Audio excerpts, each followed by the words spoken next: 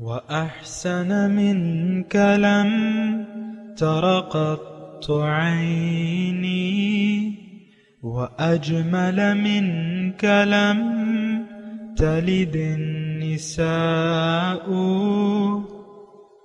خلقت مبرأ من كل عيب خلقت مبرأ من كل عيب كأنك قد خلقت كما تشاء كتاب أنزلناه إليك مبارك ليدبروا آياته وليتذكر أولو الألباب۔ یہ کتاب برکت والی ہے جسے ہم نے آپ کی طرف نازل فرمایا ہے تاکہ دانش مند لوگ اس کی آیتوں میں غور و فکر کریں اور نصیحت حاصل کریں۔ اللہم صلی علی سیدنا محمد وعلی آل سیدنا محمد بعدد کل ذرۃ مئۃ الف الف مرۃ۔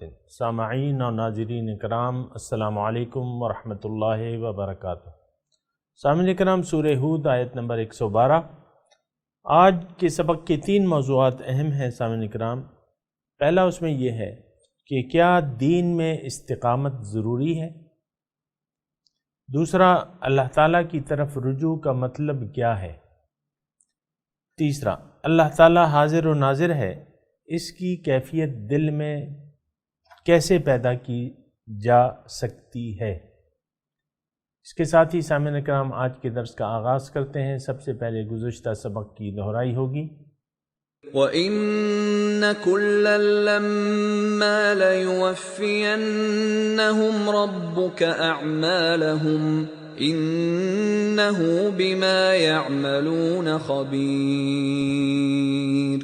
بے شک آپ کا رب ان سب کو ان کے اعمال کا پورا پورا بدلہ دے گا، وہ جو کچھ کر رہے ہیں یقیناً وہ اس سے خوب آگاہ ہے۔ سامعین کرام، سورہ ہود آیت نمبر 112۔ پہلے لفظی ترجمہ سن لیں۔ فاستقم، پس تم قائم رہو، استقامت اختیار کر لو، جمے رہو، کما امرتا، جیسا کہ تمہیں حکم دیا جا رہا ہے، ومن تاب معک، اور جو تمہارے ساتھی ہیں، جو رجوع کر چکے ہیں تمہارے ساتھ، ولا تطغوا، اور تم حد سے تجاوز نہ کرو، انہ بما تعملون بصیر، بے شک جو عمل تم کر رہے ہو اللہ تعالیٰ اسے دیکھ رہا ہے۔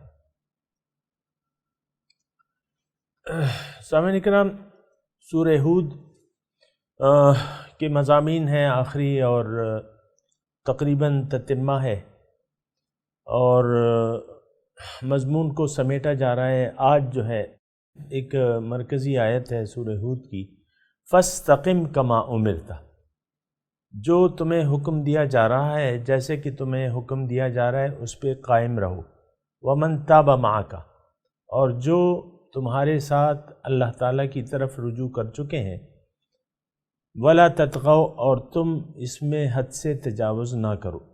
سامعین کرام، تھوڑا سا نہیں بلکہ بہت سا غور اس کے لیے چاہیے۔ فاستقم کما امرتا، پہلے تو اس کے مخاطب بظاہر حضور صلی اللہ علیہ وسلم ہیں، اور حضور صلی اللہ علیہ وسلم تو یعنی ہر خطا اور اس سے پاک ہیں، خطا اور عصیان سے پاک ہیں حضور صلی اللہ علیہ وسلم۔ بالواسطہ یہ امر جو ہے ہماری طرف رجوع کرتا ہے، یعنی امت کی طرف۔ اور دوسری آیت اگر آپ دیکھیں، اس کے بعد جو آیت ہے اس میں تو واحد کا صیغہ ہے، اور دوسری آیت میں جمع کا صیغہ ہے، وَلَا تَرْكَنُوا إِلَى الَّذِينَ ظَلَمُوا فَتَمَسَّكُمُ النَّارُ۔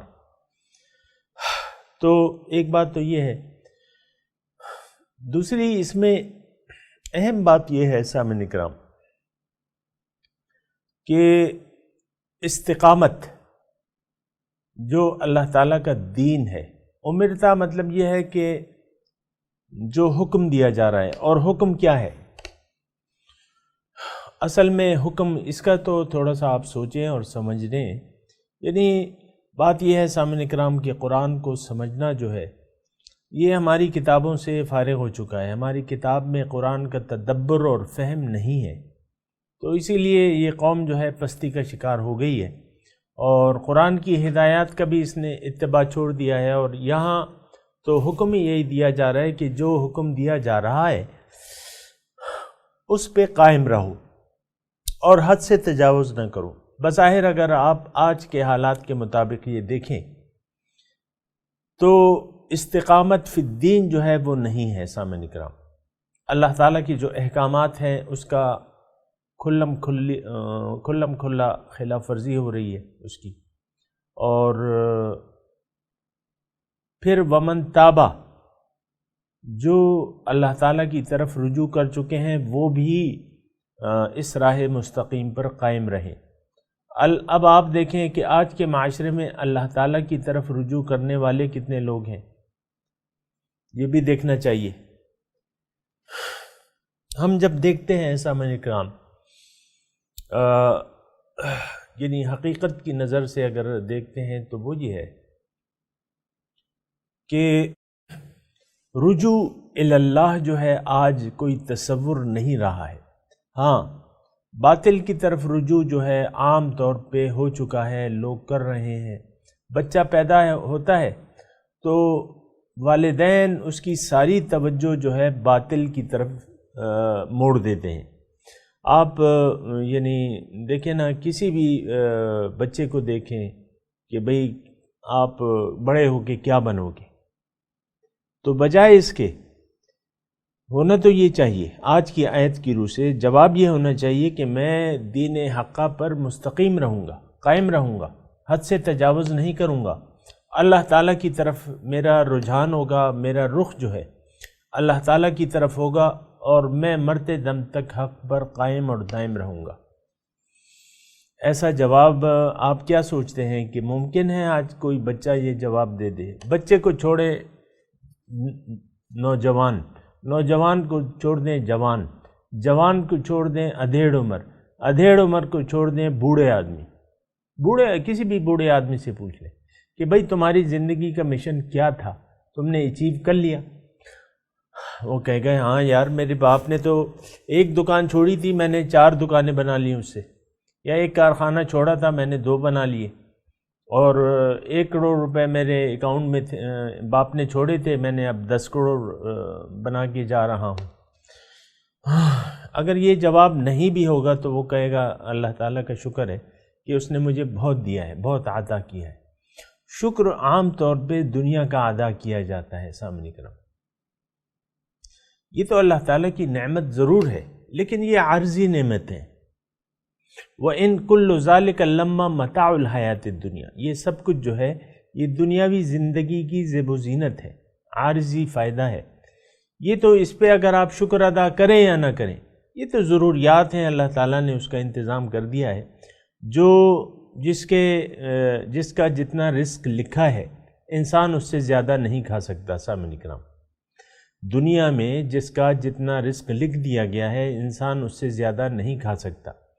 باقی یہ بینکوں کو اپنے پیسوں سے بھر دے تو وہ بھر دے گا، لیکن یہی پیسے جو ہیں پھر ایک تو دنیا میں اس کے لیے عذاب کا باعث بنتے ہیں. سامعین کرام، مال اور اولاد یہ اللہ تعالیٰ کا قانون ہے کہ اس کے ذریعے اللہ تعالیٰ عذاب دیتا ہے ایسے ہم جیسے لوگوں کو. انما یرید اللہ لیعذبہم بہا فی الحیاۃ الدنیا وتزہق انفسہم وہم کافرون، اور ان کی جان نکلتی ہے کفر کی حالت میں. تو سامعین کرام، فاستقم کما امرت، جو حکم دیا جا رہا ہے اس پہ قائم رہو. اس میں تھوڑا سا غور و فکر کی ضرورت ہے کہ آخر کس چیز کا حکم دے رہا ہے اللہ تعالیٰ. رجوع کا کیا مطلب ہے، طغیانی کا کیا مطلب ہے؟ یہ 2-3 سوالات ہیں سامعین کرام جو آج کے درس میں ہم نے اپنے آپ سے کرنے ہیں اور اس پہ سوچنا ہے اور سمجھنا ہے. ایک تو استقامت، فاستقم، حکم جو حکم ہے اس پر مستقیم رہو، قائم رہو، دائم رہو، جمے رہو، ڈٹے رہو، فاستقم۔ اور یہ استقامت ایسی چیز ہے سامعین اکرام کہ یہ وہ کہتے ہیں کہ عربی کا وہ مقولے کا ترجمہ ہے الاستقامت فوق الکرامت، کرامت سے زیادہ درجہ ہے۔ کرامت کیا ہے؟ آپ ہوا میں اڑنے لگیں، پانی پہ چلنے لگیں، آگ پہ چلنے لگیں اور آپ کو کچھ بھی نہ ہو، پانی میں ڈوبے نہیں، آگ آپ کو کچھ کہے نہیں، یہ کرامت ہو سکتی ہے، لیکن یہ ہے کہ یہ استقامت جو ہے اس کا درجہ جو ہے وہ بہت بڑا ہے سامعین کرام۔ پہلے تو میں یہ کما امرتا حکم جو دیا جا رہا ہے، اب یہ اس کی تھوڑی سی یعنی آپ دیکھیں کیا حکم کیا ہے، تو حکم جو یعنی جو اگلا حصہ ہے ومن تاب معک، جو رجوع کر چکے ہیں۔ اب رجوع اللہ جو ہے اللہ تعالیٰ کی طرف رجوع کر لینا، یہ ہمارا یعنی اولین ضرورت ہے کہ انسان جب شعور سنبھالے تو اس کا رخ جو ہے باری تعالیٰ کی طرف ہو، اللہ تعالیٰ کی طرف رخ، یعنی زندگی کا رخ، یعنی زندگی کا مقصد اس کا اللہ تعالیٰ کی طرف ہو۔ جیسا کہ آپ نماز میں پڑھتے ہیں کہ انی وجہت وجہی للذی فطر السماوات والارض حنیفا وما انا من المشرکین، میں نے اپنا رخ پھیر لیا ہے، انی وجہت وجہی للذی فطر السماوات والارض، اس ذات کی طرف جس نے زمین و آسمان پیدا کی ہیں، حنیف، میں یکسو ہوں۔ تو یہ اولین ضرورت ہے کہ انسان جب یہ سارے جو ہے والدین بھی شاید سنیں اس کو، جن کے بچے ہیں اور ابھی چھوٹے ہیں اور بڑے ہو رہے ہیں، تو ساری ان کی توجہ جو ہے وہ دنیا کی طرف نہ رکھنے، بیٹے اور سبق پڑھو، دل لگا کے پڑھو، تم نے آگے بڑھنا ہے اور انجینئر بننا ہے اور پائلٹ بننا ہے اور ڈاکٹر بننا ہے، کوشش کرو بچے، تم نہیں کرو گے تو کیا کرو گے، کیا کھاؤ گے، کہاں سے کھاؤ گے؟ بھائی کھانے کی ذمہ داری تو، کھلانے کی ذمہ داری تو اللہ تعالیٰ کی ہے، آپ نے سارا بھروسہ ظاہر مسائل پہ کر لیا ہے، یہ تو غلط بات ہے۔ اصل میں جس چیز کے لیے انسان آیا ہے، سامعین اکرام والدین میری بات کو سن رہے ہیں، والدین کی تربیت پہلے تو خود آپ کا رخ جو ہے اللہ تعالیٰ کی طرف ہونا چاہیے، پھر اپنی اولاد جو بھی آپ کی ہے، بچے ہیں بچیاں ہیں، ان کو اس طریقے سے آپ تیار کریں کہ بڑے ہو کے ان کا رخ جو ہے اللہ تعالیٰ کی طرف ہو۔ اب دیکھیں ہمیں حکم ہے نا، ہمیں تو وہ دین کا وہ تصور نہیں ہے، حضور صلی اللہ علیہ وسلم تو ہمیں فرما گئے کہ بچہ 7 سال کا ہو جائے تو اس کو نماز کا حکم دو، 10 سال کا ہو جائے، ابھی بالغ نہیں ہوا ہے لیکن اسے آپ تادیباً مار سکتی ہو، تادیباً آپ اس کو مار سکتے ہیں۔ تو اس کا مطلب کیا ہے؟ اس کا مطلب یہی ہے کہ آپ، نماز کیا ہے؟ یہ دین کا ایک معجون مرکب ہے، اور سب سے پہلے تو اولاد کو یعنی تربیت دینی چاہیے کہ یہ بتانا چاہیے کہ بچے تمہارا مقصد جو ہے، اللہ تعالیٰ نے تمہیں دنیا کے لیے نہیں پیدا کیا۔ جو والدین سن رہے ہیں اس طریقے سے کہ بچے آپ کو دنیا کے لیے اللہ تعالیٰ نے نہیں پیدا کیا، اللہ تعالیٰ نے آپ کو اپنے لیے پیدا کیا ہے کہ آپ اسے یعنی دنیا میں یہ وقت اور یہ سارے وسائل اس لیے ہیں کہ آپ اس کو استعمال کریں، روحانی قوتیں آپ زیادہ کرو، کسی اللہ والے کی صحبت میں بیٹھ کے اور اس سے تربیت حاصل کرو تاکہ تمہاری روحانی قوت زیادہ ہوتی رہے اور مرتے دم تک تم اپنا رخ اللہ تعالیٰ کی طرف سے نہ پھیرنا، اللہ کو مقصود بنائے رکھنا، اور تم نے روحانی قوت آخرت کے لیے تم نے تیاری کرنی ہے۔ اللہ تعالیٰ نے تمہیں دنیا کے لیے نہیں بلکہ دنیا تمہارے لیے ہے اور تم آخرت کے لیے ہو، یہ حدیث کا میں نے ترجمہ بیان کیا ہے۔ تو تم آخرت کے لیے تیاری کرو، اور آخرت کے لیے تیاری کیا ہے؟ آخرت میں کیا ہے؟ آخرت میں ذات باری تعالیٰ کی ملاقات ہے، ملاقات اللہ کی، لقاء اللہ کے الفاظ استعمال ہوئے قرآن شاہ، من کان یرجو لقاء ربہ فلیعمل عملا صالحا۔ وَلَا يُشْرِكْ بِعِبَادَةِ رَبِّهِ أَحَدًا، بس جس کی امید ہو اپنے رب سے ملاقات کی تو اس کو چاہیے کہ عمل صالح کرے، فَلْيَعْمَلْ عَمَلًا صَالِحًا، اور رب کے ساتھ کسی کو، رب کی بندگی میں کسی کو شریک نہ کرے۔ تو بہرحال یہاں اول یعنی آپ دیکھیں یہ سارے ایک آیت کے ٹکڑے میں جو ہے فَاسْتَقِمْ كَمَا أُمِرْتَ وَمَنْ تَابَ مَعَكَ، اس میں بہت سارا مضمون ہے۔ ایک تو رجوع الی اللہ، اور میں آپ کو کہہ رہا تھا کہ اپنے بچوں کو آپ جب تیار ہوتے ہیں 10 سال 12 سال اس طرح بلوغت سے پہلے آپ ان کو ذہن میں ڈال لیں کہ بچے تم نے اللہ کی طرف رخ کر کے اللہ کو منزل بنا کے تم نے زندگی گزارنی ہے، جو بھی حالات آئیں تمہارا مقصود اللہ کی خوشنودی ہونا چاہیے، اللہ تعالیٰ کی رضامندی ہونا چاہیے، اور اللہ کو راضی رکھنے کی کوشش کرتے رہنا چاہیے۔ اور اس کا طریقہ کیا ہے کہ تم صراط مستقیم پر جمے رہو اور ڈٹے رہو، فَاسْتَقِمْ كَمَا أُمِرْتَ، جمے رہو جس طرح تمہیں حکم دیا جائے۔ اب حکم کیا ہے سامعین اکرام، یہ میں وضاحت کر بھی چکا ہوں، دوبارہ کر رہا ہوں کہ حکم کیا ہے۔ اللہ تعبدوا الا ایہ، امر اللہ تعبدوا الا ایہ، وقضى ربک اللہ تعبدوا الا ایہ۔ رب کا یہ فیصلہ ہے کہ اللہ کے سوا کسی کی بندگی آپ نے نہیں کرنی، کسی کو الہ اس کے سوا نہیں ماننا، کسی کو اس کے الہ رب نہیں ماننا، یہ حکم ہے۔ اب پھر کریں گے کیا؟ تو اس کے لیے دین ہے۔ جب بندگی اور اطاعت اللہ کی کرنی ہے تو زندگی کیسے گزاریں گے؟ اس کے لیے دین اسلام ہدایت ہے، اللہ تعالیٰ نے اس کی ذمہ داری اٹھا رکھی ہے۔ تو امرتا، امر کیا ہے؟ اللہ کی بندگی۔ تمام پیغمبر آئے، حکم کیا دیا؟ اللہ تعبدوا الا اللہ، اللہ کے سوا کسی کی بندگی نہیں کرنا۔ تو اللہ کی بندگی کا حکم ہے سامعین کرام، اور اللہ کی بندگی حکم ہے اللہ کا، امر اللہ تعبدوا الا ایہ، تو اس پہ جمے رہنا ہے۔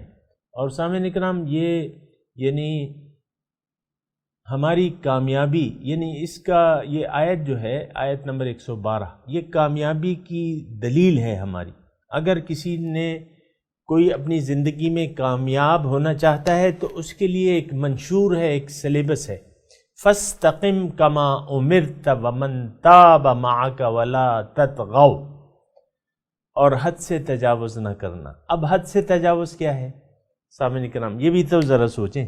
حد سے تجاوز یہ ہے کہ اللہ تعالیٰ نے اپنے دین میں حدود اللہ، تلک حدود اللہ، اللہ تعالیٰ کی حدود ہیں، اوامر اور نواہی، کسی کام کے کرنے کا حکم دیا ہے اور کسی کام کو کرنے سے روکا ہے۔ فَانْتَهُوا إِنَّمَا الْخَمْرُ وَالْمَيْسِرُ وَالرِّجْسُ وَالْأَزْلَامُ رِجْسٌ مِّنْ عَمَلِ الشَّيْطَانِ فَاجْتَنِبُوهُ، اس سے اجتناب کرو۔ اور بندگی کا حکم ہے، امر اللہ تعبدوا الا ایہ، اللہ کے سوا کسی کی بھی بندگی نہیں کرنی۔ تو تطغوا، طغیانی، حد سے تجاوز۔ دیکھیں سامعین کرام، ایک جملہ میں کہنے جا رہا ہوں، اس کو ذرا غور سے سن۔ انسان کی حد کیا ہے کہ یہ حدود اللہ کی پاسداری کرے اور پاسداری کرتے ہوئے اپنی زندگی گزار دے۔ اللہ تعالیٰ کی حدود کیا ہیں؟ وہ دین حقہ نے ہمیں بتائی ہیں، وہ اللہ تعالیٰ نے ہمیں، اللہ کے رسول نے ہمیں بتائی ہیں۔ اللہ کے رسول نے بعض کاموں کے کرنے کا حکم دیا ہے، بعض سے رک جانے کا حکم دیا ہے، ٹھیک ہے؟ تو اب یہ حدود ہیں، اللہ تعالیٰ اور اس کے رسول کی بتائی ہوئی حدود ہیں، اس سے آگے نہیں بڑھنا، اس سے آگے نہیں بڑھنا، اور اللہ تعالیٰ کے سامنے سر جھکا دینا ہے، بندگی کا سر اللہ تعالیٰ کے سامنے جھکا دینا ہے۔ اگر سر آپ کا اٹھ گیا، اس کا مطلب یہ ہے کہ آپ نے حد سے تجاوز کیا۔ سر نہیں اٹھنا چاہیے حد بندگی سے، ولا تطغوا، اور آپ حد سے تجاوز نہ کریں. طغیانی اسے کہتے ہیں نا، دریا جب حد سے بڑھ جائے تو ہم کہتے ہیں دریا میں طغیانی آ گئی. انسان کی حد کیا ہے؟ بندگی رب. اس کے علاوہ ما سوی اللہ کی اطاعت، خواہ کہ وہ آپ کا نفس ہے، معاشرہ ہے، جو بھی ہے، یہ طغیانی ہے. سامعین کرام، اللہ تعالیٰ اس پہ راضی نہیں ہوتا. فَإِنَّ اللَّهَ لَا يَرْضَى عَنِ الْقَوْمِ الْفَاسِقِينَ، اللہ تعالیٰ فاسق یعنی نافرمانوں سے راضی نہیں ہوتا. وَلَا يَرْضَى عَنِ الْقَوْمِ الْكَافِرِينَ وَإِن تَشْكُرُوا يَرْضَهُ لَكُمْ وَلَا يَرْضَى عَنِ الْقَوْمِ الْفَاسِقِينَ ہے یا کافرین ہے. بہرحال یعنی اللہ تعالیٰ ناشکروں سے کے طرز عمل سے راضی نہیں ہوتا. اِنَّهُ بِمَا تَعْمَلُونَ بَصِيرٌ، بے شک جو عمل تم کر رہے ہو اللہ تعالیٰ اسے دیکھ رہا ہے. اللہ تعالیٰ اسے دیکھ رہا ہے. کیا مطلب سامنے نکلا؟ اس کا مطلب یہ ہے، یہ جو آیت کا حصہ ہے اِنَّهُ بِمَا تَعْمَلُونَ بَصِيرٌ، اللہ تعالیٰ کی حضوری کا احساس یہ ہمیں بچا سکتا ہے. سامعین اکرام، یہ احساس اگر ہم نے اپنے اندر پیدا کر لیا سامعین اکرام تو ہم گناہ سے بچ جائیں گے. اصل میں تو جو نافرمانی کی وجہ یہ ہوتی ہے تو ہمارا خیال یہ ہوتا ہے کہ کوئی ہمیں دیکھ نہیں رہا. وہ ایک بزرگ کا قصے میں آتا ہے نا کہ ایک بزرگ کے شاگرد تھے، 12 شاگرد تھے. انہوں نے ان کو 12 مرغیاں دی کہ بچے یہ مرغیاں ذبح کرنی ہیں، لیکن اس کو وہاں پہ ذبح کرنا ہے جہاں تمہیں کوئی دیکھ نہ رہا. اور ان کو ٹائم دے دیا کہ بھئی آدھے گھنٹے میں تم آ جانا واپس، یا 1 گھنٹے میں، جو بھی تھا. تو جب واپس آئے تو 11 لڑکے جو تھے، جو ان کے شاگرد تھے، ان کے ہاتھوں میں ذبح کی ہوئی مرغیاں تھیں. ایک شاگرد جو ہے وہ مرغی زندہ لے آیا. پوچھا گیا اسے کہ بھئی تم تو زندہ لے آئے مرغی، کیوں؟ ان کا حضور آپ نے کہا تھا کہ مرغی وہاں ذبح کرنا جہاں تمہیں کوئی دیکھ نہ رہا. تو اللہ تعالیٰ تو ہر جگہ حاضر ناظر ہے، جہاں بھی میں ارادہ کرتا اللہ تعالیٰ کو موجود پاتا، یا اللہ تعالیٰ ہر جگہ ہے تو میں نے اس کو ذبح نہ کر سکا، کیونکہ آپ کا حکم تھا کہ وہاں ذبح کرو جہاں تمہیں کوئی دیکھ نہ رہا ہو. تو اللہ تعالیٰ تو ہر جگہ حاضر، ہر جگہ ہے. ہمارا بھی عقیدہ ہے اللہ تعالیٰ ہر جگہ حاضر ہے، ہمیں دیکھ رہا ہے، حاضر ہے، ناظر ہے. اللہ حاضری، اللہ ناظری، اللہ معی. جو اللہ والے ہیں یہ تربیت دیتے ہیں اور اس امر کی طرف اپنے شاگردوں کو لے جاتے ہیں کہ تم یہ تصور پیدا کر لو، انہ بما تعملون بصیر، جو تم کر رہے ہو اس کو اللہ تعالیٰ دیکھ رہا ہے. جو عمل تم کر رہے ہو اللہ تعالیٰ اس کو دیکھ رہا ہے. بما تعملون، جو تم عمل کر رہے ہو. اب انسان تو سامعین کرام، اگر یہ بات ہم اپنے معاشرے میں دیکھیں تو میں اور آپ جن لوگوں کے درمیان رہ رہے ہیں ان لوگوں کا قطعاً یہ رویہ نہیں ہے، محسوس نہیں ہوتا. یعنی ان کی آپ باتیں دیکھیں، ان کے آپ کام دیکھیں تو کبھی یہ محسوس نہیں ہوتا کہ وہ احتیاط سے کام لے رہے ہیں. مثال کے طور پہ آپ دیکھیں کہ ہماری مجلسیں جو ہیں وہ غیبت سے پر ہیں، خواہ وہ خواتین ہیں یا مرد ہیں. خواتین خاص طور پہ مطلب یہ ہے کہ احتیاط نہیں رکھتی، اور 2 4 5 خواتین جمع ہو جائیں تو کسی نہ کسی کو آپریشن کی میز پہ لٹا کے اس کا آپریشن شروع کر دیتی ہیں. کوئی بھی جو حاضر نہ ہو عورت، یہ وہ تو ایسی ہے، وہ تو ایسی ہے، اور وہ ایسی ہے، وہ ایسی ہے، یعنی غیبتیں اس کی شروع ہو جاتی ہیں. اسی طرح مرد کسی سے کم نہیں ہے، مرد بھی اسی طرح 2 4 ساتھی اکٹھے ہو جائیں تو غیبتیں شروع ہو جاتی ہیں. یار وہ اس کے پاس مت جاؤ، وہ ایسا ہے، وہ ایسا ہے، وہ ایسا ہے، وہ ایسا ہے. تو یہ صرف غیبت نہیں ہے، یہ بہتان تراشی بھی ہے سامعین کرام ہمارے معاشرے میں. اور ہم میں کیا کون سی برائی ہے جو ہم میں نہیں ہے، یہ تو ذرا معلوم کرنا چاہیے نا، کون سی برائی ہے جو ہم میں موجود نہیں ہے۔ آپ دیکھ لیں، مطلب یہ ہے کہ حرام، مال حرام جو ہے اس کی طرف ہم دیکھتے رہتے ہیں، جہاں بھی جس کو، یہ تو پاکستانی معاشرے کی خوبی ہے کہ جس کو جہاں موقع ملے وہ ٹیکہ لگا دیتا ہے، وہ خواہ چپڑاسی ہے وہ یا وہ اعلیٰ درجے کا کوئی افسر ہے، میں نام نہیں لیتا ورنہ پھر وہ لوگ بڑے لوگ ناراض ہو جائیں گے۔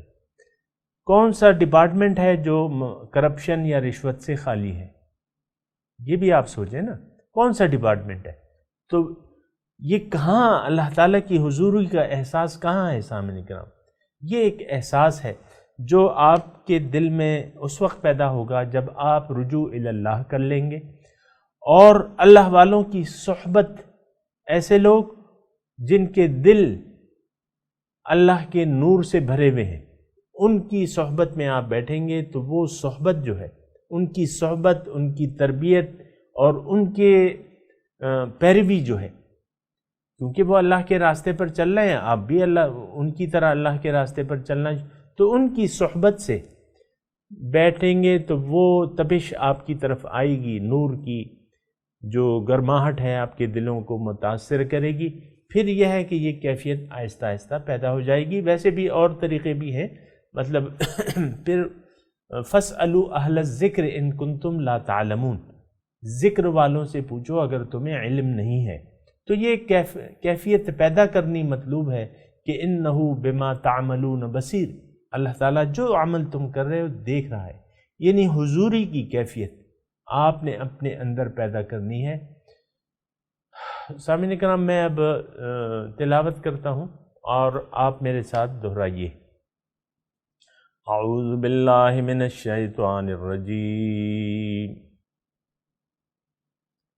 بسم اللہ الرحمن الرحیم، فاستقم کما امرت ومن تاب معک ولا تطغوا انہ بما تعملون بصیر۔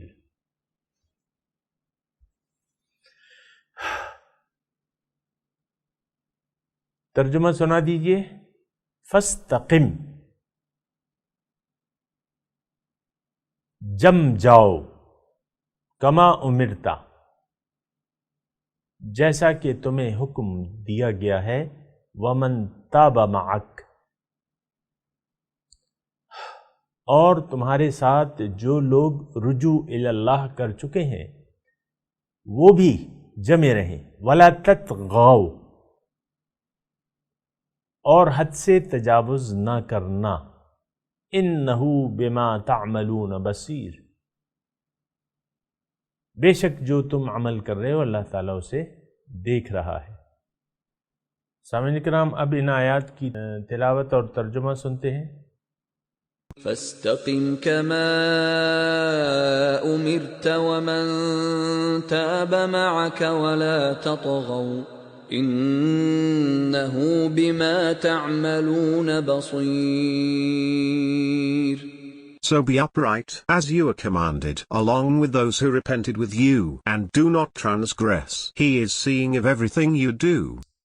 سامعین کرام، اس کے ساتھ ہی آج کے درس کا وقت اختتام کو پہنچا۔ اگلے درس میں انشاءاللہ ملاقات ہوگی۔ وآخر دعوانا ان الحمدللہ رب العالمین، والسلام علیکم ورحمۃ اللہ وبرکاتہ۔